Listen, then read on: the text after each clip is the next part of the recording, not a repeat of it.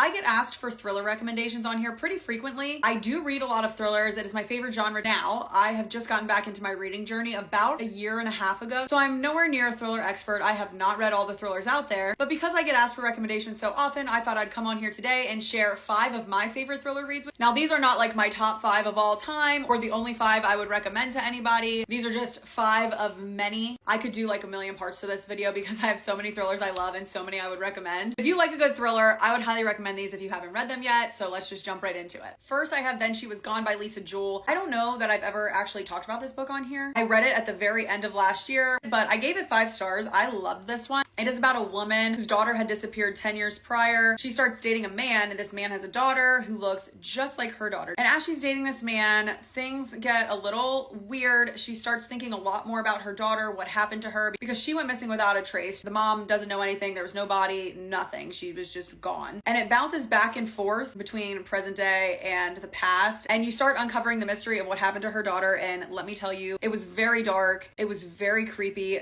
twisted, went an entire direction I didn't see coming, which is the best thing in a thriller in my opinion. I want to be surprised. I want to be shocked. This one did that for me. 10 out of 10 would recommend. This next one is one I'm sure you've seen everywhere, but the hype is worth it, let me tell you. That is Pretty Girls by Karen Slaughter. If you are into a very dark, very twisted thriller, this one is for you. Literally the start of this book, I was just hooked, and I was hooked the entire way through till the very end, which doesn't always happen in every book you read. It's about 2 sisters. They have a 3rd sister who went missing while they were kids. Nothing was ever found out about it. There was no closure. It really destroyed their family. They didn't speak for 20 years until one of the sisters' husbands is murdered. And when he gets murdered, it just brings them back together again. And it just brings back all of the heartbreak and all of the memories of their sister going missing. And somehow those 2 deaths are connected. I won't tell you obviously what happens, but this is just one you won't be able to put down. You have to read it. I will say you have to check trigger warnings for this one. It is extremely dark, extremely graphic. I like that in a thriller, but I know it's not for everybody. So check those before you read this. But if you read the trigger warnings and you're like, I'm in,